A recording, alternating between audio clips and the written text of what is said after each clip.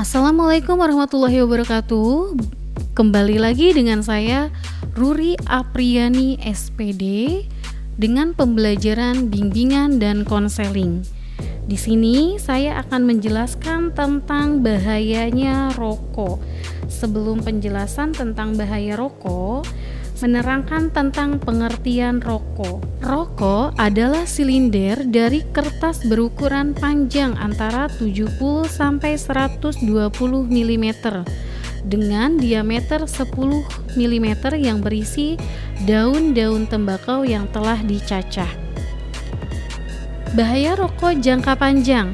Akibat terlalu banyak merokok baru terasa setelah beberapa tahun kemudian. Biasanya sih kalau sudah menginjak umur di atas 30 tahun baru kerasa. Kalau masih sekolah SMP, SMA, atau SMK belum terasa karena fisik masih kuat.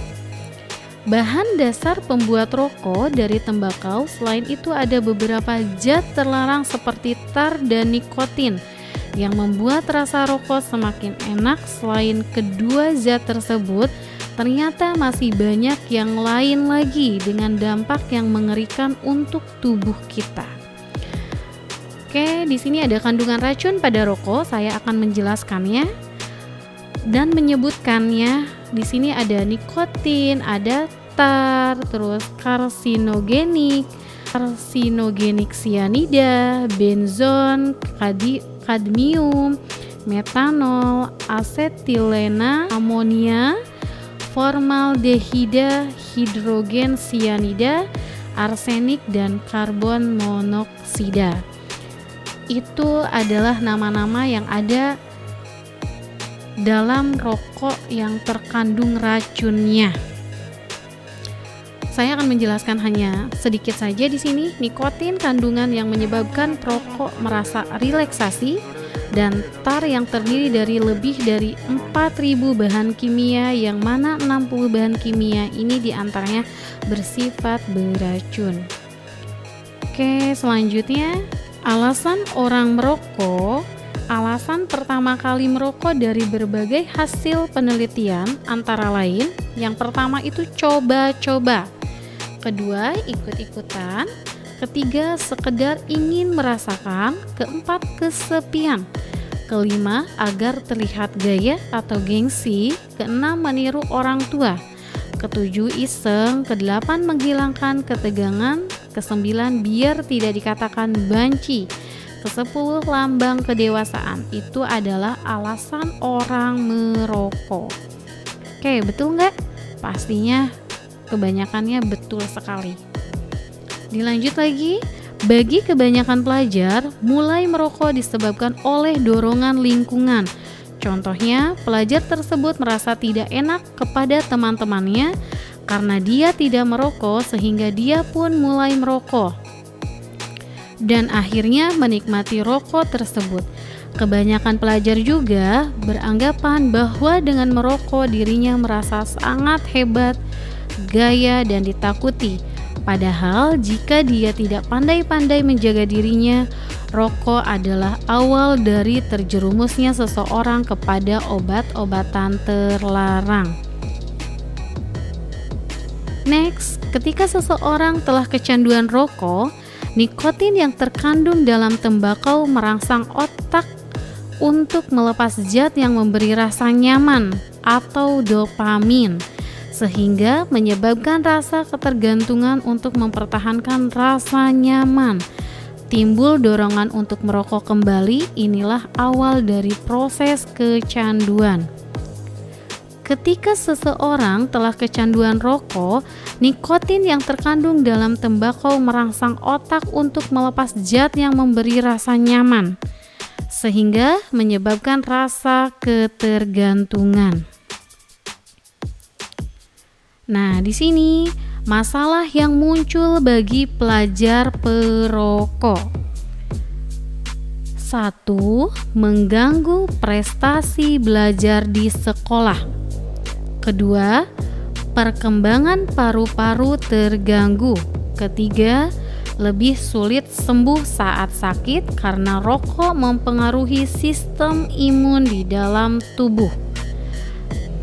Keempat, kecanduan saat memutuskan berhenti merokok, maka gejala penarikan seperti depresi, insomnia, mudah marah, dan masalah mentalnya dapat berdampak negatif pada kinerja sekolah dan perilakunya. Kelima, terlihat lebih tua dari usianya. Keenam, sering memiliki jerawat atau masalah kulit lainnya serta menimbulkan plek pada gigi. Biasanya suka kuning-kuning gitu ya di giginya, terus kadang kropos gitu. Oke, dampak kesehatan seperti apa? Merokok dapat menyebabkan berbagai penyakit khususnya kanker, paru-paru, stroke, penyakit paru obstruktif kronik, penyakit jantung koroner, dan gangguan pembuluh darah. Di samping menyebabkan penurunan kesuburan, peningkatan insiden hamil di luar kandungan, gangguan pertumbuhan janin, fisik dan IQ, kejang pada kehamilan, gangguan imunitas bayi, dan peningkatan kematian perinatal. Oke, dilanjut lagi nih. Kanker sering dipelesetkan. Kanker menjadi sebuah singkatan dari kantong kering, namun yang ini maksudnya bukan demikian. Meskipun merokok bisa menambah pengeluaran biaya hidup penggunanya, namun efek berbahaya sebenarnya mengintai kesehatan penggunaan dan orang yang terpapar asap rokok di sekitarnya. Jadi bukan hanya perokok saja, tapi yang menghisap rokoknya juga sama akan berdampak tidak baik kepada tubuh kita.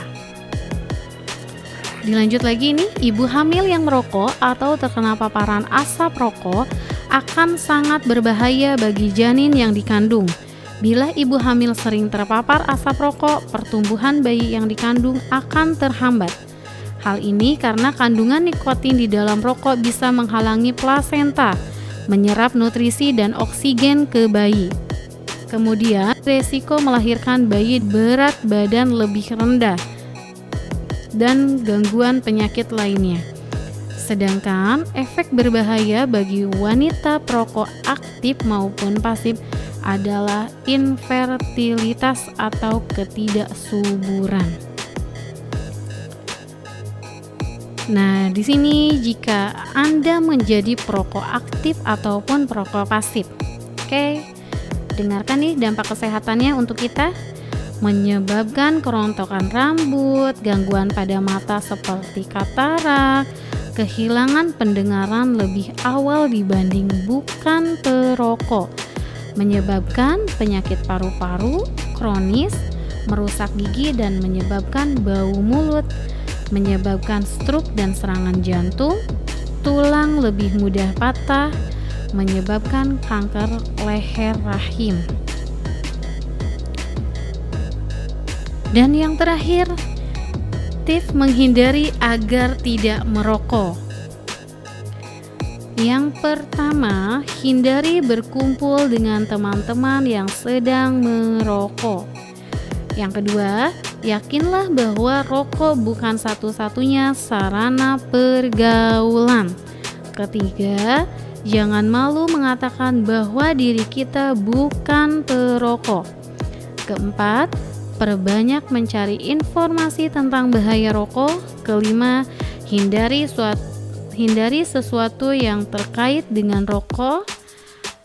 Keenam, lakukan hal-hal positif lainnya seperti olahraga, membaca, dan lainnya yang menyehatkan.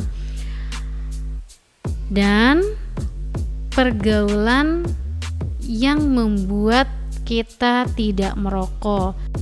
Oke, sekian dan terima kasih kalian yang sudah menyimak materi bahaya merokok. Wassalamualaikum warahmatullahi wabarakatuh.